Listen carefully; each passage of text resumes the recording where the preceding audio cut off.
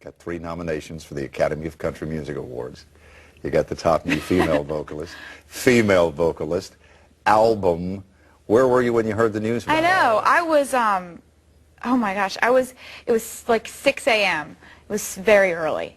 One of those really early shows. There you go. And completely in my parents' bed with them like curled up, like so nervous, like, you know, I hope I get nominated for one, and I got nominated for 3, which absolutely freaked me out. We were jumping up and down screaming, and you know, the album of the year thing is really what freaked me out. Also, female vocalist of the year. Yeah, to be in both categories is rather unusual, to be in the new female and in the female category. It's really, really exciting. What are you going to do if you win both? I'm not going to win both. Well, you win all 3. Well, I mean, when I say both, I mean you could certainly. Well, I don't know. Like, I try to really be realistic about stuff like that, and you know, award shows are really unpredictable. And you know, it would be cool to win like top new female vocalist or something like that. It's like I'm not going to cry if I don't. I would most certainly cry if I did, out of happiness. But like, album of the year would mean so much to me, just because, you know, I wrote every song on this album, and, you know, my producer was a demo producer before he made my album. It was his first album he ever made. And, you know, all the people who played on the record and, you know, all of my co-writers, it's like that would be for them, and they would be able to really, really take ownership, and that would be a really wonderful thing. There's a connection, and I don't recall when there's been one where the 3 of the nominees have been quite as close and know as much about each other as you and Kelly and Sarah do. Me and Kelly are best friends. I love her so much. She's older by 3 years, but says that you're the big sister.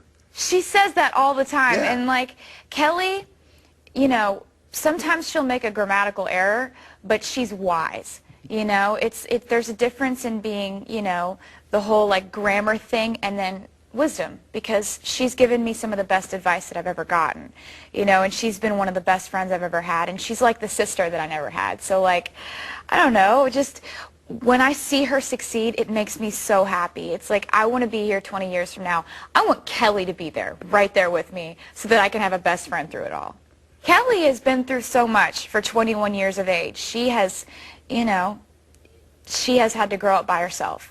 And that is something that I did not have to experience. She's over my shoulder saying, don't do this, don't do that, don't make this mistake, I made that mistake, don't do that. Like, she's so hilarious, so just absolutely honest about everything, will not leave any detail out of a story. And, you know, she's the one, honestly, like, she's like a sister to me. Like, I've always had really strong morals. I'm not about to drink. I'm not about to go party or whatever. But like, the fact that I have a really, really strong influence right there over my shoulder going, if you drink, girl, I'll kill you. I'll kill you. That's what Kelly says to me. And it's like, I love her for that. She's amazing. And somehow you know she would. Yeah. She wouldn't kill me. She'd get on the phone. Tater, what are you doing? I heard you were at a club last night. What are you doing? That's what she would do. Sarah Buxton, you guys toured in the early days of your career together. Yeah, Sarah and I literally, our singles came out like a week apart, our first singles. Tim McGraw came out and she had a song called Innocence that was her first single. And so we were like, there are always a few artists that you're in that group of people that came out exactly at the same time, and you see them at every radio concert, you see them at every single stop, and every single time you're talking on the radio, they're like, oh, so-and-so was just here. And Sarah was in that group with me. So it was really cool to get to know her through that, and just, you know, we had written way back when I was like 15, so we already knew each other, and just seeing her success as a songwriter is just really cool. What would you be doing were you not doing this? Where would Taylor Swift be in her life if it hadn't happened? Oh, or if you were still waiting for it? Would you be in college? Would you be... I would be in college, yeah, definitely. Pursuing what? I don't know. Part of me thinks that I would be in criminal justice on, like, you know, more of a forensic side of things.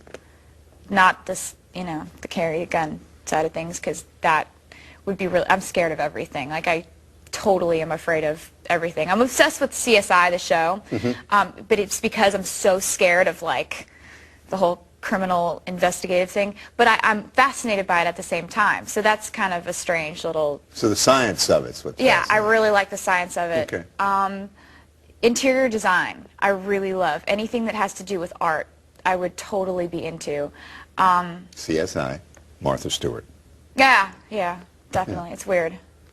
Where do these thoughts, these random thoughts that become songs, where do you put them? Where do you keep a notepad? Do you, I know you're quite the technology chick as it relates to texting, and is that the way you do it? Right? It depends on when a song hits me. You know, the idea for my song Tim McGraw hit me in math class. Teardrops on my guitar. On my way home from school, I was just like, oh my God. You know, I got this idea in my head. And, you know, sometimes if I'm around my guitar, I'll write it really fast. Like my song, Our Song, I wrote in 20 minutes.